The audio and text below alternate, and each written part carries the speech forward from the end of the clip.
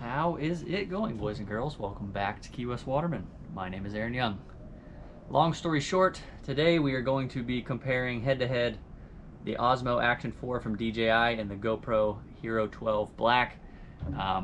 If you're new to the channel or not new to the channel, my name is Aaron Young. I make outdoor videos mainly in and on the water around the ocean.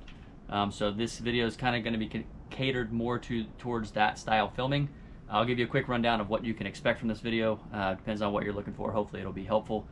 A lot of the filming I do is underwater, so a lot of the comparisons I'm going to be doing are underwater. I also am going to be doing a couple of field of view tests. I did do a battery test, a hands-on battery test, and I wanted to talk about a couple other features that are important to me that are relatively new that I just honestly started learning recently and started figuring it out. I'm by no means a camera expert, but the longer I make YouTube videos, I've been doing it for about 4 years now, the more into it I am getting, and I want my videos to be tip-top for my subscribers. So anytime a new camera comes out, I love getting my hands on it, and I love just kind of putting it to work and see what it can do. So first we're going to go into some diving videos. Underwater, we'll do some side-by-side comparisons so you can see the color differences. My biggest thing, again, I'm not an expert when it comes to the techie stuff for the cameras. I am a kind of a weekend warrior when it comes to that kind of stuff. So me personally, I'm looking for a camera that I can turn on, put in some preset settings, and get the best results out of it. I don't do any post editing, no color grading, no stuff like that. So that's what we're looking for. So let's dive into the footage. I'm gonna do some narrative over the footage and kind of talk you through what I'm seeing, what I felt, and I'll see you back here in a bit. All right, so this is old technology, but I did want to show them side by side, Osmo 4, GoPro 12. This is rock steady and hyper smooth. It's not the Rocksteady Plus or not the Boost. Both very similar, both do their job. I'm running through 1 to 2 foot chop that's pretty bumpy in the boat, and that video was really stable. So let's dive in, check out some of these underwater clips. A little bit of surface action here, kind of looking down. The GoPro, for some reason, once it grabs bottom, it turns a little greenish. I wanted to face it towards me so you could see some skin tones.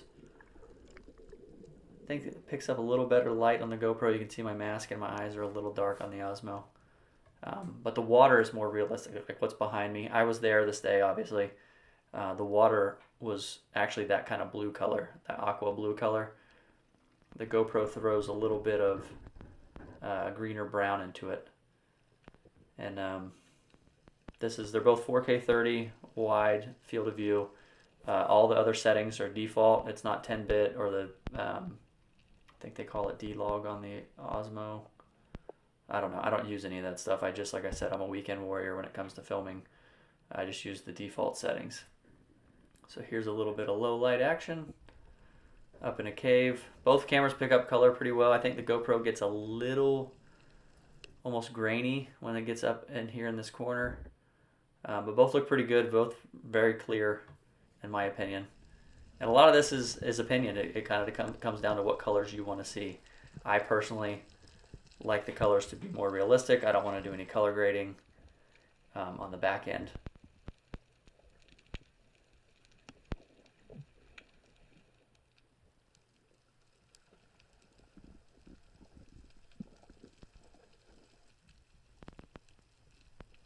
Some nice yellows, and these pork fish come out really good in the Osmo. And the sand almost gets a little overexposed here on the GoPro. Not too bad, but it was just quite a bit brighter. Here's some more skin tones.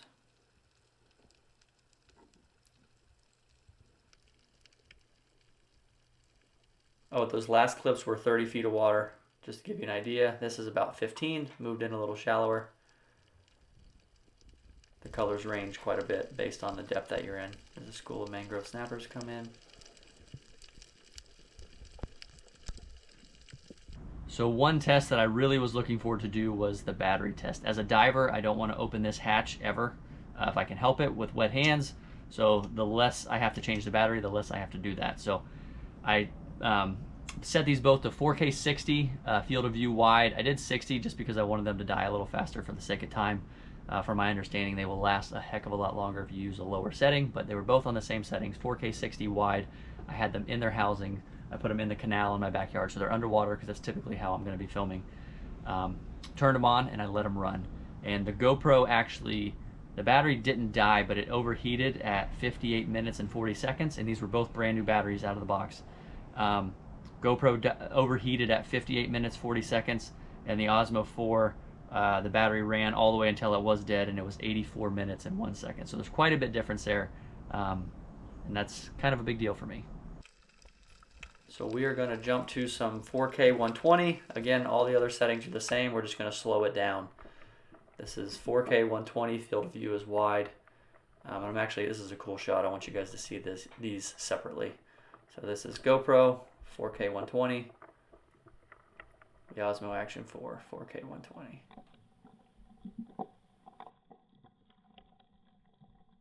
And here's some hogfish. I actually shoved the camera towards them to spook so I could get some slow-mo. School of hogfish, pretty cool to see. So I went out to the blue water. I wanted to get some deeper depths and let the cameras look without having something to fix on in the background. They actually start out, it was kind of weird. The GoPro looked better. It looked nice and crisp and blue at the top, and the Osmo only almost had a little bit of green. But it's odd, once I start to go down, they actually flip-flop. You'll watch the water in the background. The GoPro will start to turn a little more green, which I thought was kind of strange. This is, the bottom's about 75 feet, just to give you a reference point. So drop to the bottom, and you can see the GoPro really throws a green color over this. You may not notice this if you were just filming with the GoPro, but having the Osmo next to it, I noticed it quite a bit. There's a big old mutton snapper there. Nice barracuda. But yeah, you can see quite a difference. It was pretty wild.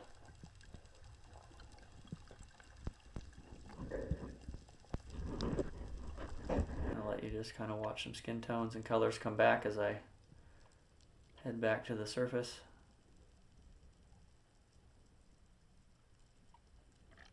And leave a comment. I would love to know what you guys prefer, because y'all are the ones watching my videos. I would love to know what colors it is that you prefer.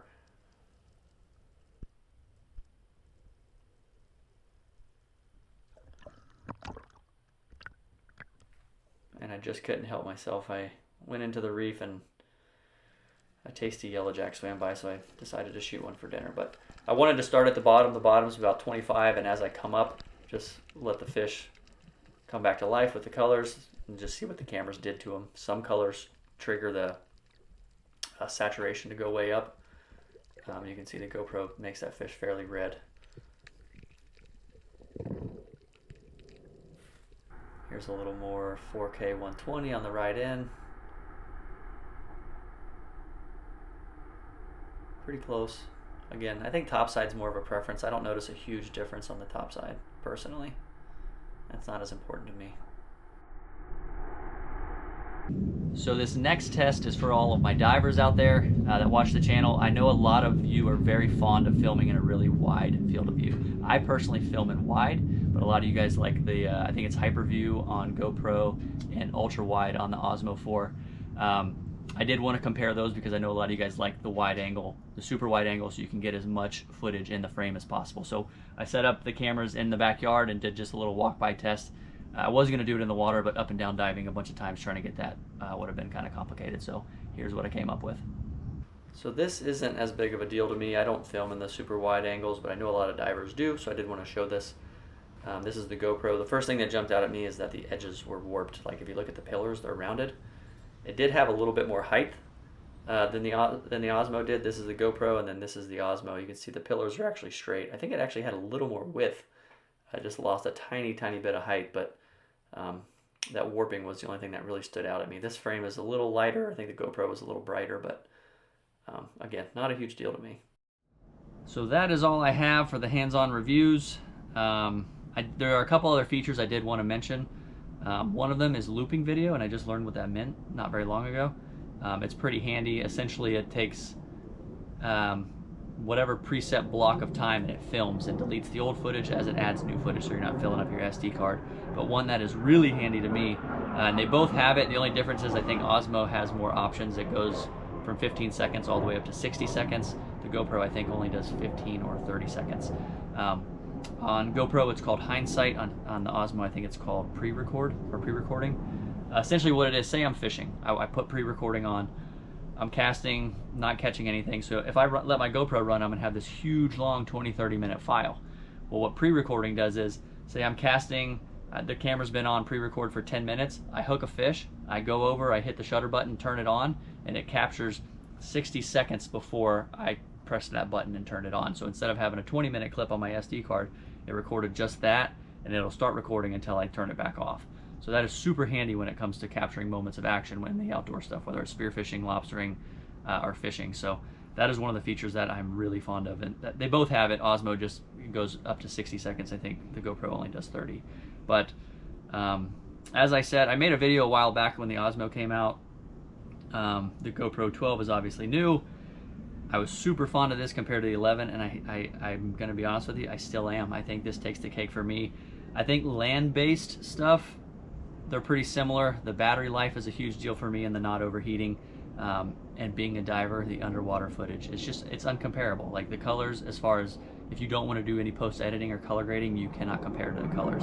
From what I'm seeing while I'm in the water, I'm the diver looking at things, this captures it more real than the GoPro does. And that's what I want you guys to see. I want you guys to see what it is that I see. So that is all I have. If by chance you are looking to pick one of these cameras up, I'll put some links in the description. I actually signed up to be an ambassador for DJI because I was such a big fan of it when it did come out. So if you do end up purchasing a DJI and you use the link in the description, I do get a small kickback for that, so I do appreciate it. Any questions, leave them in the comments. I will do my best to get to them. They're hard to keep up with nowadays, but that is all I have. Thanks for listening to me ramble. Hopefully this helped you make a decision or you learned something. And I'll see you guys in the next one. Later.